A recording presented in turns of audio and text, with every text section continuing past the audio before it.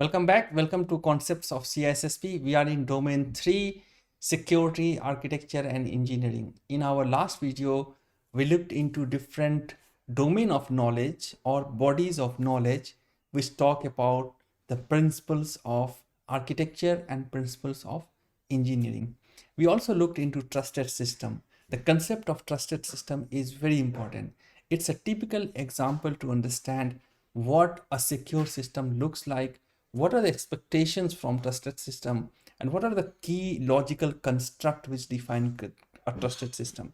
Things like trusted computing base, reference monitor, relationships between assurance and the level of assurance we can put into the security of a trusted system vis-a-vis with the size of trusted computing base. To refer more details, you can refer my last video. Now, there are certain things which are untouched and kind of discussed in some other domains as well. And those discussions are something which I will be continuing in this video before we jump to the detailed discussions on the principles of security, architecture, and engineering.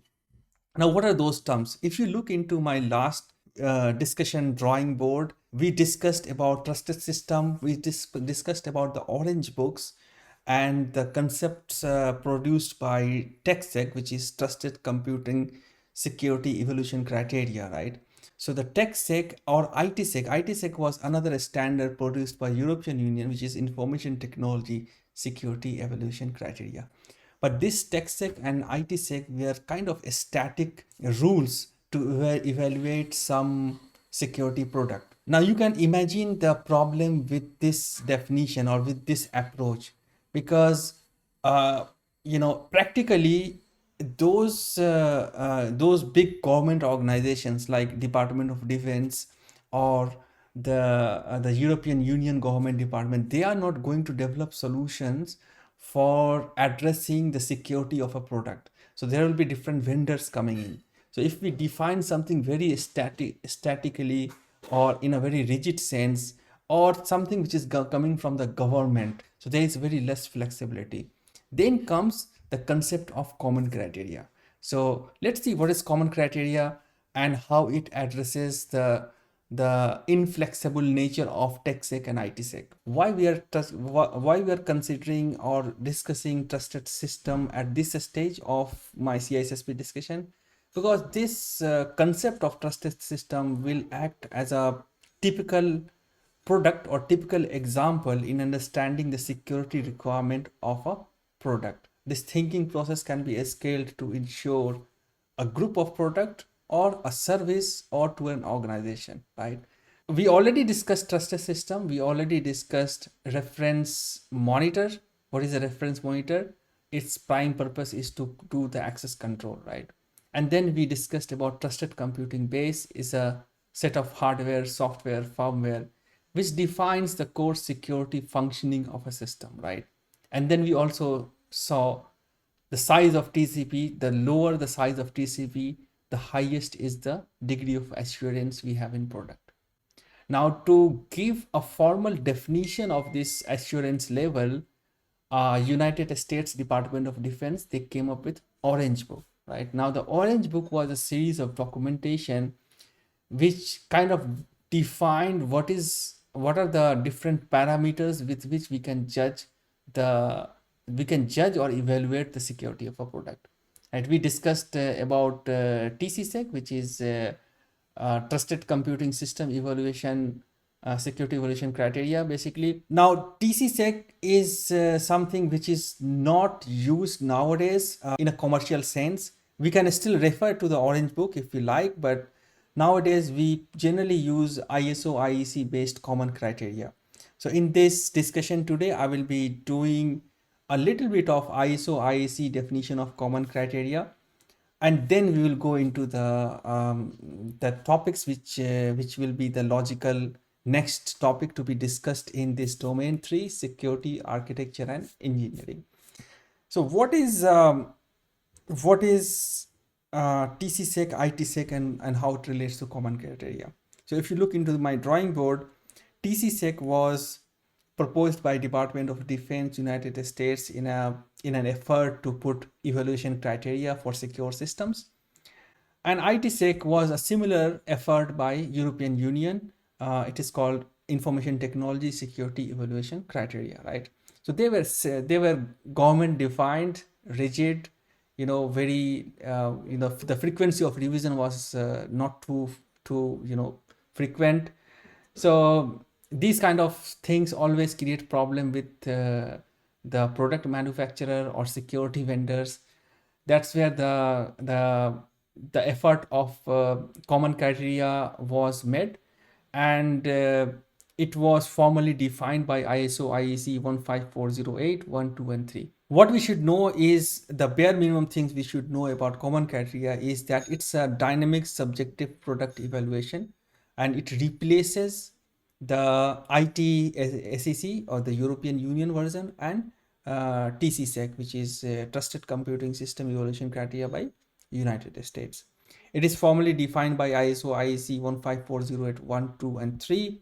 It is named as Information Technology Security Techniques for Evaluation Criteria for IT Security. So this is the name of the documentation maintained by ISO IEC. Now, with this initial discussion, you would have kind of thought like why is the ISO IEC things being followed? The one of the thing is that this is more subjective, this is more agile, and it's more flexible as compared to ITSEC and TCSEC. What is the major objective of common criteria? The major objective of common criteria is to give a flexible subjective criteria which can be easily understood by both product manufacturer, security vendors, and end users, right?